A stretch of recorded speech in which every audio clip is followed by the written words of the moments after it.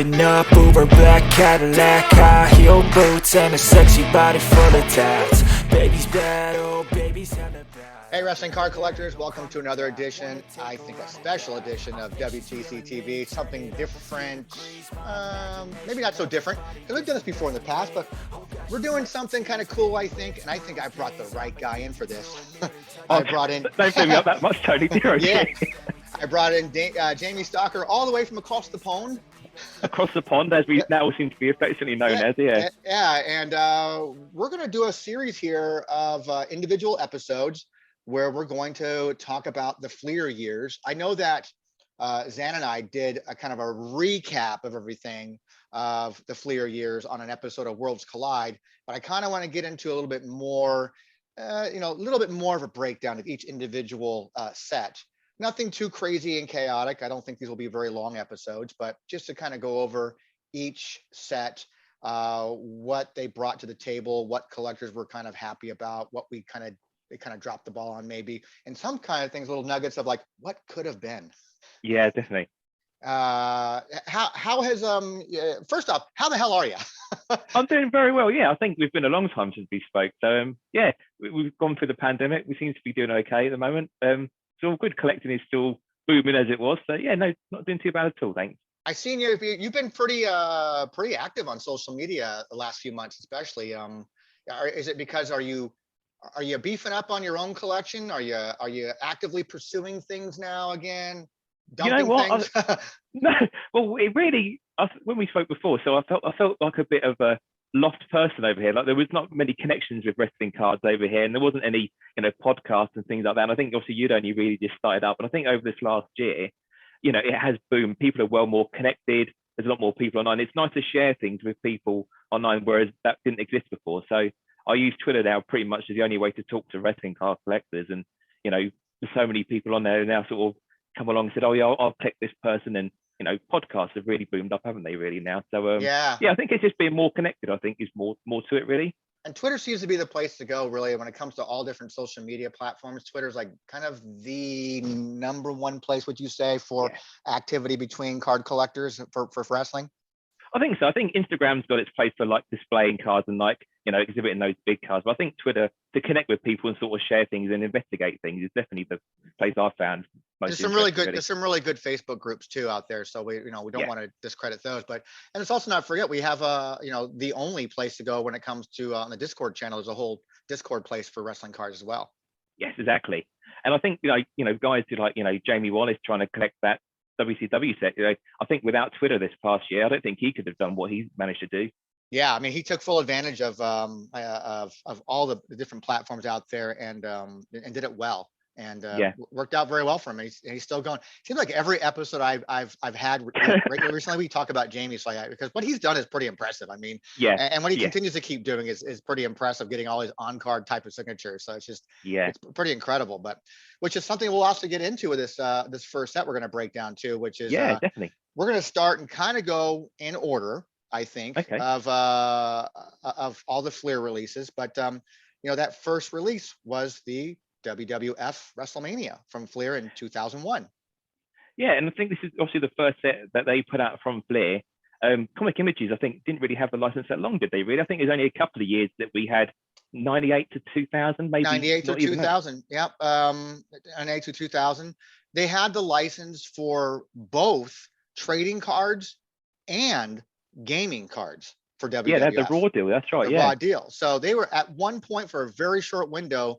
They were in a unique position where they actually held the licensing because those are two separate licenses. They get treated separately of gaming and the trading cards, and they had them both. Then they ended up losing the actual trading card side of it, which I think it was just a renewal thing. They decided not to do it because I'm sure during that Attitude Era, everything started going crazy. It was super popular. I'm sure they could ask whatever the hell they wanted for, asking prices for licensing deals. And I think it became maybe too rich for their blood, based on what it was costing them to pay for the license versus what they were selling. And it wasn't doing too well for them, I don't think. So they kept the raw deal license for another 7 years. Yeah, it went on for a long time afterwards, Yeah, 2007 is when they dropped that license as well. So, but yeah, there was a very short window there where they just had it, they put out, Comic Images did Superstars, SmackDown Chrome, WrestleMania Live photo cards, and No Mercy. No Mercy. That's it. Yeah. With intentions of doing the completely mysterious Diva set that was supposed to come out. Yes. And, I've got 2 of the 8 of those promo cards. I don't know why anyone would split that promo card set down, but have you got the whole set? I got the whole set sitting right behind me. I've shared it before. I've shared it with on a previous podcast. I have all 8 cards. I'm tempted to let it go, but it better be for a nice down payment for a house. Yeah, I've got China and Terry Runnels, and that's the only 2 I've got, and I don't think I'll ever get the rest. Which is amazing, like how you would just get singles from that, but just weird. I know. That someone would break a set up for that. So I think like a trading card store would have the whole set sent to them. They wouldn't just have 2 sent to them in the mail, would they? So you would very think. strange. Very strange. But we're not talking about comic images. We're talking about We're not. Fleer and that Fleer first WrestleMania set, which came out right around WrestleMania time, if I'm not mistaken, somewhere in the probably late February to early April timeframe, I would think. Yeah, I believe so. A lot of the images are sort of mid to late 2000. Most people you can expect in that 2000 set, you get your Kanes, your Undertakers. Your main roster is basically here from that pre-WrestleMania period, really. Flair, them obviously going on through that 2001, 2002 period, you get all your big names come through. But yeah, this is the introduction to Flair, and it's a total change from what Comic Images was putting out, really. I think they changed a little bit with the No Mercy set having relics, but these were the first sets that had proper relics, proper autographs, and were really, a change in direction for wrestling trading cards, weren't they, really? Yeah, and design was so much different too. With even though that No Mercy set came out was like that foil, it was a foil stuff on it, and a full bleed with no borders around it. But and that's kind of what the WrestleMania set was kind of done too. The base set was a full bleed, I believe. There's no borders on it, I don't think. No, they're a full image basically, yeah. But it was definitely, I was excited about it. I remember when it came out, I was very excited about it, and when I got that set, I had those cards in hand, and I went to the E3 convention in Los Angeles, which is the Electronic Entertainment Expo, which is the big gaming industry. So in 2001, so you have Nintendo's there, and Sony's there, and Microsoft is there, and all these different companies are there, promoting their video games. It became like this big thing. And EA Sports was there, and they had like a license to do all these different games. And I remember they had Lita was signing one day and Kurt Angle was signing one day, and I brought my trading cards to get signed, and Lita signed it, no problem, there was no issue. The next day was Kurt Angle, so I brought my Kurt Angle card from that set. Whoever was with him that day would not allow me to get my card set because they called it a fake card. It was not a real card. It wasn't an authorized card. He had no idea that Flair made these cards, and Kurt felt so bad. I remember it's like my first ever interaction with Kurt, and he's just like, no, I'll sign it. It's not a big deal. I can sign it like that. But he was so nice. He signed an extra 8x10 for me because I couldn't get my card signed. Oh man, that's a good story. they wouldn't sign it. So it was crazy to me that, they probably had hundreds of licensing. How could you keep track of all that stuff? I mean, but I love that set. I thought it was a great first set that came out. I like that it had a parallel. But let's go to this set here. So we had a base set. Like, what for you did you like about this set, particularly in this base set? I think it's just, for me, so I got onto these Flair sets a bit later on down the line. So as a kid, we never had these over here in the UK at all. So for me, I got these later on, and this is sort of the peak of my fandom. So, 99 to 2002, the Attitude Era, is where I got invested into WWF, and, all these names here are sort of nostalgic for me ultimately. So there isn't a name on here that I can't think of a great memory straight away that comes through me straight away, basically. So, but it's just a who's who of that period, isn't it? Ultimately, looking at the base set. Oh yeah, the base set was amazing. I mean, you get all the McMahons are in there. You've got your Stone Cold and Rock when they're red hot. You're introducing. You still have your Kurt Angles, and I mean, again, it's a who's who with a little mixture. Undertaker had a mixture of some legends in there, and then they start doing the Diva stuff, which became the first time that we really had there's a Diva subset. Yeah. And this Diva subset as well, I think they used the same sort of images for the magazine cards later on down the line. I think they're a very similar image that they use as well. Yep. A lot from the same photo shoots, I believe. And it was kind of cool because it wasn't just the current crop. It was the first time they started using like a Legends type of thing where they had a rewind of all the previous WrestleManias, which was nice. Yeah. And this base set, now we have a regular base set, so of 100 cards, plus it came with 2 checklists.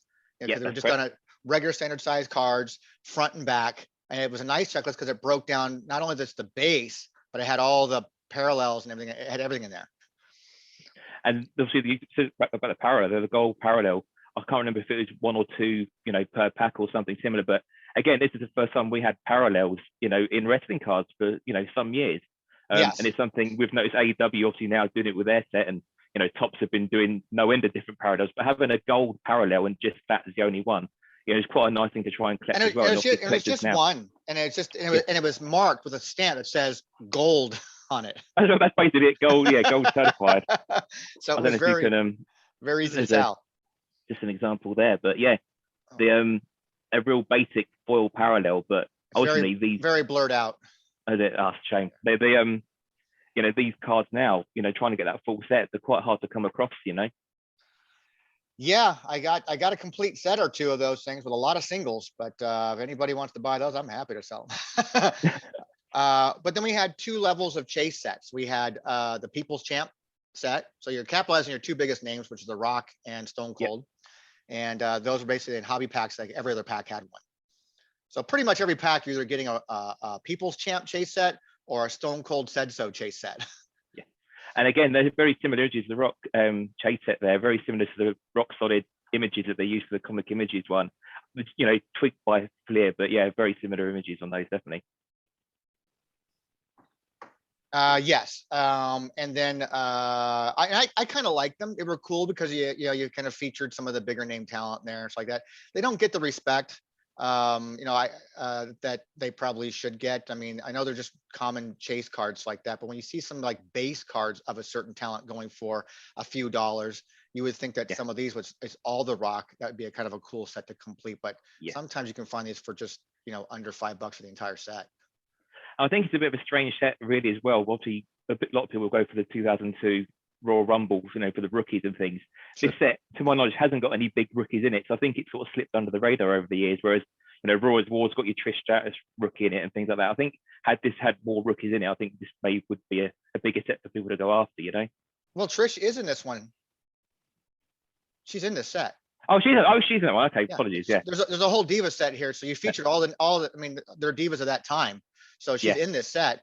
I mean, previous to that, she's in a 2000 set anyways, or 2001 set that same year from Artbox put out that lenticular motion set. She's of course, yeah. And it seems that has that full motion butt shot of her just shaking her butt. It seems to be the card that everybody seems to gravitate to. Everyone's gone after it, yeah. Can't imagine why, but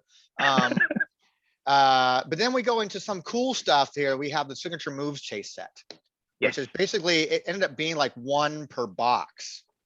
Yeah, and again, that's still a very hard set to complete even to this day. People hold on to the Rocks, the Stone Colds, and the big ones, and to try and get a full set online is another difficult set to try and collect all this time down the line, basically. Yeah, and so this was one of my favorite parts of this set from the non-autograph memorabilia part was the Signature Move stuff. I like this whole set. I thought it was really cool. Nice little design on it as well. This is the only downside of us doing this particular episode now is that I don't have the images like I used to have up posted, but those are coming, people. They are coming. We're working on it. But this was a cool set too. I mean, any favorites from this that you liked at all? Most of them are pretty good and actually use the same images for the autographs as well. So, Steve Austin's a really good one of the Stunner. I think it's a Stunner to Benoit or someone similar. Angle, they're all like, they're basically this finishing moves and they're all good action shots. The only thing I can compare them to now is the AEW Wednesday in Action. It's not a shadow box, but it's that same sort of angle of an image that you wouldn't normally expect, Sure, yeah. Then we get into the good stuff here. Like this is the really highly desirable stuff right now. We have we have basically 3 levels of higher end cards here, memorabilia autograph cards. So we have our foreign objects, which were basically like 1 in every 3 boxes, maybe 1 every 2 boxes, 1 in 63 hobby packs. And it's a really high number. You think that's quite a amount of packs to go through just to pull 1. Yes. Then you had your Signature Moves, which didn't state any odds, I don't believe. No. But they were numbered to 500 and they were hobby box exclusive. So be careful, people out there who think they got a good deal on a box. Make sure it's a hobby box and not a retail box. I say that to a lot of people. You see a lot of retail boxes appear on eBay even now, And people saying, "Oh, I might be able to pull, this auto." You think you're not going to pull the auto out of those. Those, if it isn't a hobby box, you're not going to get them. Yes. Yeah. And keep in mind too, some of this stuff was done by Redemption too. Yeah, exactly. Oh yeah, 100%. Yeah. Yeah, you're not gonna find these in the actual pack. So we actually have redemption cards too. We have this in the checklist on wrestlingtradingcards.com. Then we have a level of lip service cards, they call them. So they're basically kiss cards, that was new. It's a new thing, exactly. Yeah, for the market altogether. And again, these cards, they've been cropping up over the last 6 months. And notice, ComC and things, a lot put up auctions up. But again, there's a lot of big names in here and a lot of rare cards which are sort of, still not out there and in collections really. I don't survey prices on stuff like this at all. It's not really my job, to be honest with you. So I'll leave that to the other people who collect and the Paul's, the price guy. It's it's sort of what he specializes in. I don't know what these lip service cards are going for these days. Are we still holding the same value from 10 years ago, or are they going for higher? So the ones that are going higher, sadly, China is very, very expensive. So I see her cards going 3 figures. I've noticed people like Terry and Tori are a lot lower. Molly Holly, again, is not particularly very expensive. But yeah, China, Trish Stratus, Lita, those names obviously attract a big premium there. And the actual signature move cards, Bubba Rain, Devon, their prices are pretty the same.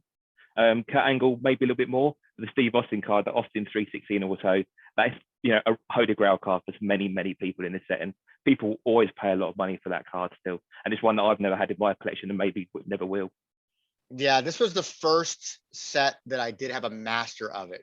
And I look back at it, it's like that, and this was the first that I actually tapped into when I needed to sell things for money and got rid of. And then it just kind of snowballed from there. But I remember the last piece that I got from this was actually, of all things, a Trish Stratus lip service card. That was the hardest one for me to get. Yeah. And I loved it. And with that Austin as well, that was obviously still to this day, up until recently, until the fully loaded set. I think that was only Austin's only autograph in a card set, for over 20 years. Correct. Yeah. A bit like the Taker War Booty auto. That was his only auto for many years. So again, that Austin card is going to always have a premium on it going forward. And they're all hand numbered as well, which is something that we didn't see in cards for many years. I think the Randy Savage 94 was like the last hand numbered card as such. But yeah, all hand numbered. No, those aren't even hand numbered. Those were serial number on the actual card itself. Ah, okay. Yeah, those actually have a serial number on them, and so they're actually printed on the card. These were hand numbered, which for me as a collector, have always hated hand numbering. Yeah. Because I learned over the years with Fleer, as I developed my relationship with Fleer, that when they sent out replacements, they sent out another card autograph that wasn't hand numbered, and someone just took a black Sharpie and numbered it. I think we obviously talk about this down the line, but I've got cards that have been hand numbered and serial numbered of the same card. Not the same number, but the same. You think, what on earth is going on here with Fleer, especially the later years, Yep. Yeah. Exactly. Are there any favorites of yours that you've collected of any of these things? Like foreign objects is this foreign objects memorabilia set. This entire set of the foreign objects to me is a very it's very much underrated. It's very much undervalued. It is such a very cool card set. Yeah, it really is. So the Dudley table relic, there's 2 variants of this. You've got the top or the bottom of the table. Yep. And again, it's the first time we've had ring used relics in a card. We've never seen that before. We've had canvas and shirts from No Mercy, but actual relic from a match was obviously quite cool. And all the like Jericho, The Rock, Triple H, they all come in like multicolored variants as well. So the jersey's quite cool because you've got the red, white, blue. You've got red. It's really, really nice set to collect. Even Triple H has two cards in this one too. Well, so does Trish. I mean, Triple H has the jeans and the T-shirt, which jeans is pretty cool. Yeah. And then Trish Stratus has the shirt and the skirt. So the Trish one is, both of them are red. So the shirt and the skirt, I don't know if it is the same T-shirt and shirt, but the actual shirt itself, has a picture of her in a red dress. So whether or not that is the same dress that they're trying to take the photos. I really wish we could. I wish we could see it, because you have that feature on your thing from blurring, and I think it blurs it out. Oh, okay. It's all right. And the Triple H as well with his shirt relic. Obviously, there's a nice multicolor of that as well. So they're really cool, a real cool set to have. And again, they're going to attract the price of the Rock relics. Sometimes they go into 3 figures if they've got a little bit of the Just Bring It T-shirt in there and stuff. Yep. And they go under the radar. And like I say, 1 in every 63 hobby packs. it's not very common to try and pull one of those. I mean, I can find a Chris Jericho jersey card right now.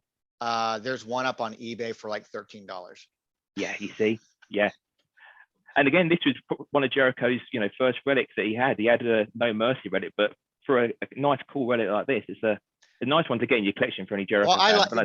This is by far the much better one of the two you just mentioned right now, because that 2000 No Mercy from Comic Images, all of those were on the back of the card. Yes, yeah. This is a beautiful card. It features a great shot of Chris wearing the hockey shirt as well. Yeah, wearing the actual shirt, which is awesome. Yeah, or the jersey, I should say.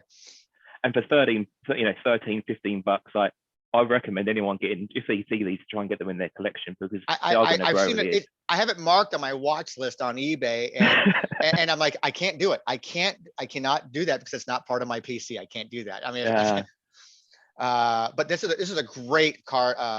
Foreign Objects memorabilia is a great card set, and again, the odds aren't astronomical. 1 in 63 hobby packs.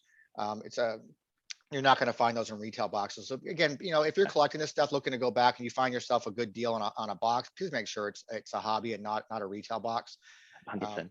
And then they had a little one-off because Fleer was doing something nice for doing some things at the National Sports Convention, which was part of this set. Yeah, and this is another card which I picked up on the secondary market.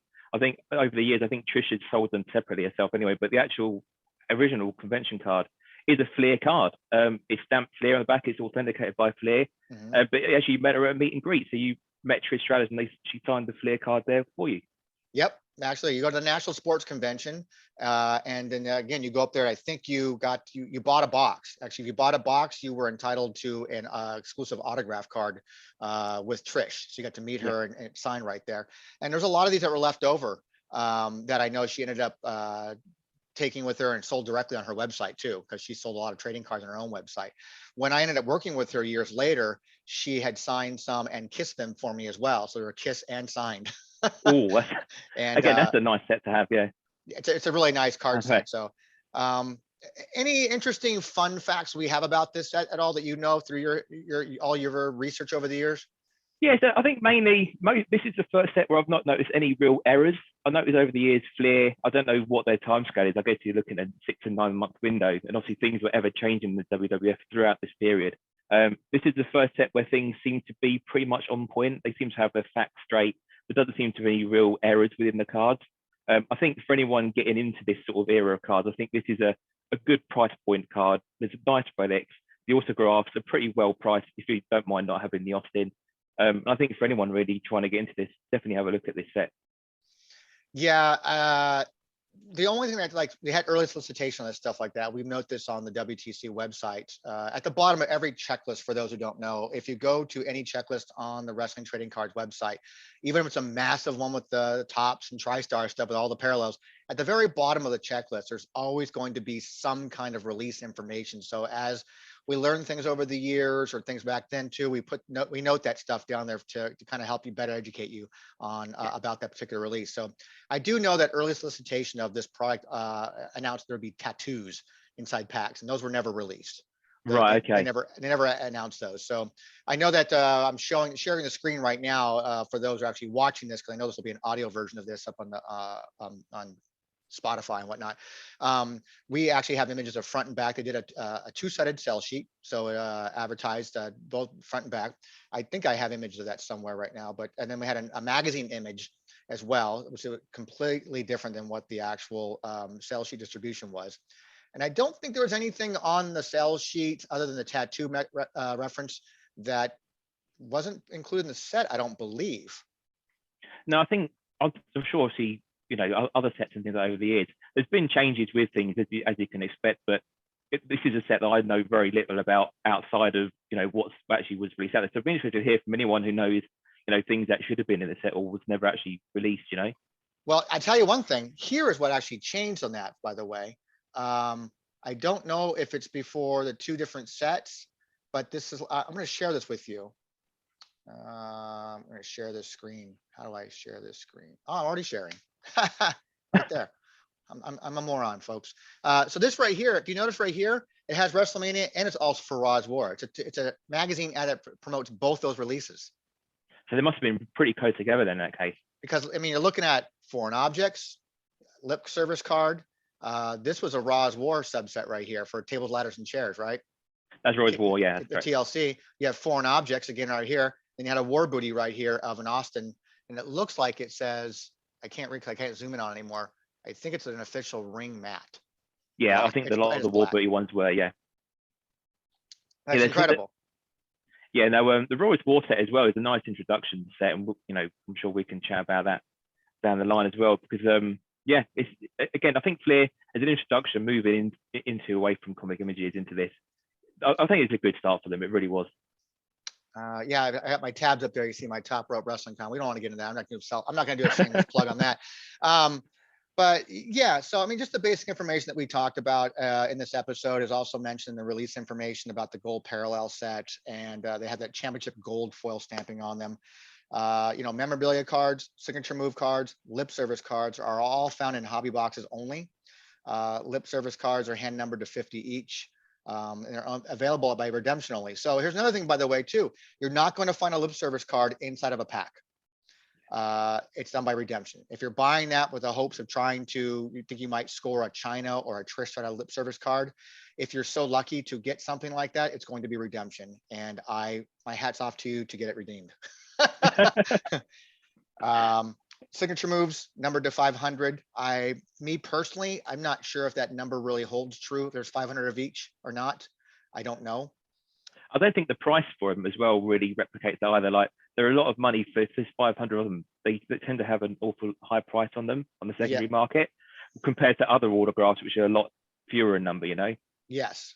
Foreign objects. You know, like the Austin card. Sorry, the Austin card. Like, say if there's 500 of those Austin cards out there, well, he's got a massive price point compared to an Owen Hart Superstars, which I assume there's less than 500 of those out there, you know?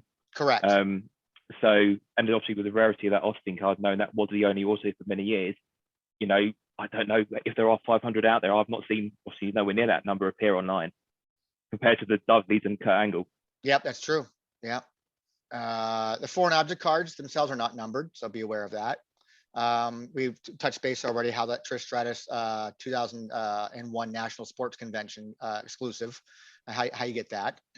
And then also that we briefly talked about on TrishStratus.com, you know, she made some of those available for like $37, you know, plus shipping, which is cheap.